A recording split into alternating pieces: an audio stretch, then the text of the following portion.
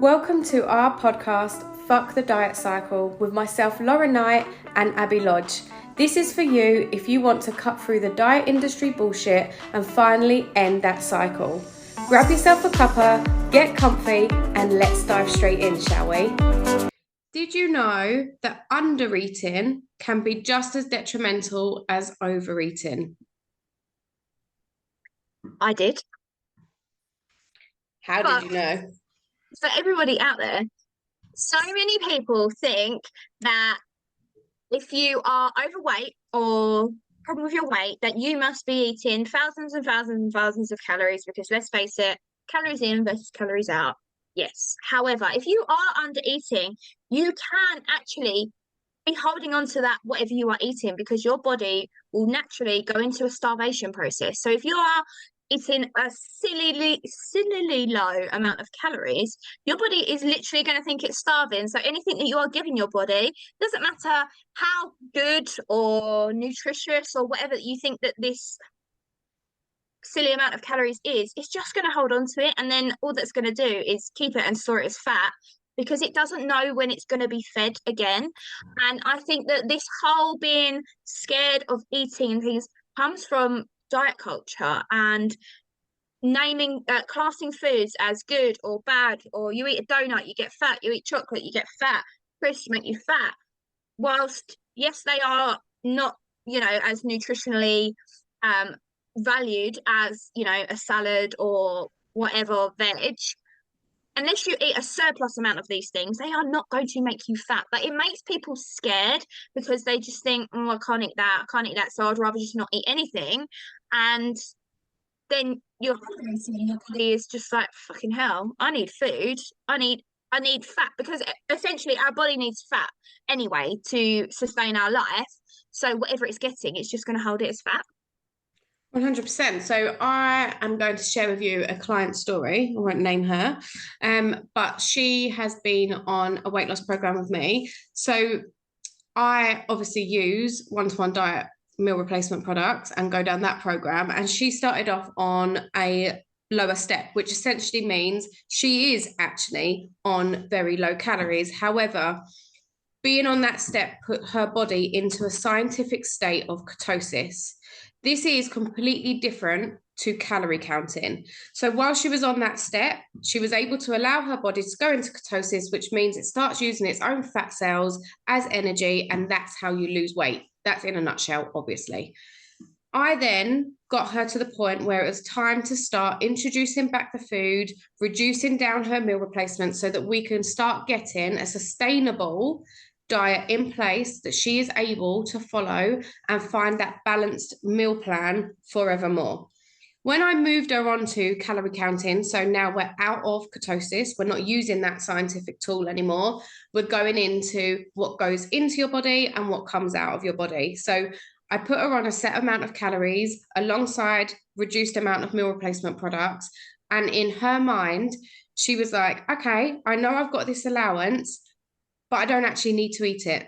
So she was undercutting herself, not because she wanted to speed up her weight loss necessarily, but in her head, she hadn't quite grasped the fact that what I put her on was the minimum amount of calories that she could be on in order for her body to continue to burn that fat. So what happened? She started losing a pound here, half a pound there, and it really slowed up.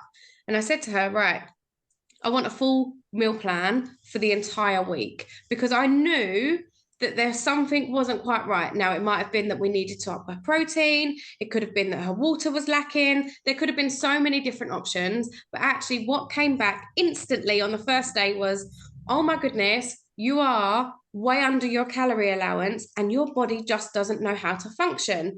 So I went back to her and said, whatever her name was, you are under eating and I need you to be hitting the calories that I've allocated to you. And her response was, oh, but I thought that if I was under calories, that's okay, because I'll just continue to lose weight because my body's just getting less. And I'm like, that's where you're wrong, because your body, like Abby just said, is going into starvation mode, and therefore it's not gone into that fuel burning. and you're not losing weight. Now, eventually along the line, obviously long term, your body would have to start letting go, but that's not sustainable. It's not healthy and it's not okay. So I made her hit her calorie allowance, and guess what?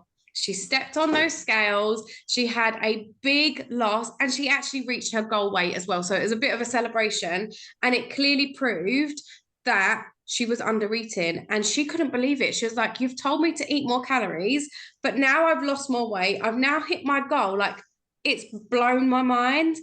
So it's really important that you don't go and starve yourself, and having the food that you're supposed to be eating to allow your body to function correctly is okay. You don't need to be scared of food, and getting out of that diet mindset, that diet culture of we need to starve ourselves to be slim. It's not true. It's not sustainable. It's not healthy.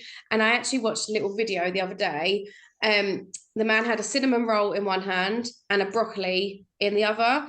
And he was saying, you need to look at your diet on a bigger picture, because if you ate cinnamon rolls for every single meal, every single day, yes, that is unhealthy and you are going to gain weight. However, in the same breath, if you ate a broccoli stem 3 times a day, every day, that's also unhealthy. Yeah, you're going to be starving hungry. Your body's not going to get the nutrition it needs. So then you're going to be unwell.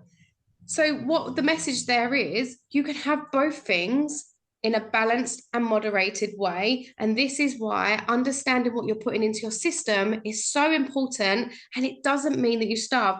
Guys, believe me, maintaining for 7 years has not led me to starving myself. I enjoy food. Because you enjoy food doesn't mean you're a pig or you're out of control or whatever. But knowing what you are fueling your body with is the difference. So, like Lauren said, if you're going to eat cinnamon rolls all day long, then yeah, you probably are going to gain weight. And similarly, if you're going to just eat broccoli all day, you're going to be really unwell. And we need to remember that when you are restricting your calories so low, you know, put the meal replacements, everything aside, that is a scientifically backed up process, medically, all that. If you are putting your calories really low, what's going to happen is you're going to restrict. What's going to happen? Bam. You are going to end up binging, and then you are going to gain weight. So it's about, working with someone that's going to allow you to find that balance. And like Lauren said, I've not starved myself throughout maintenance. I eat what I want to eat when I want to eat in moderation.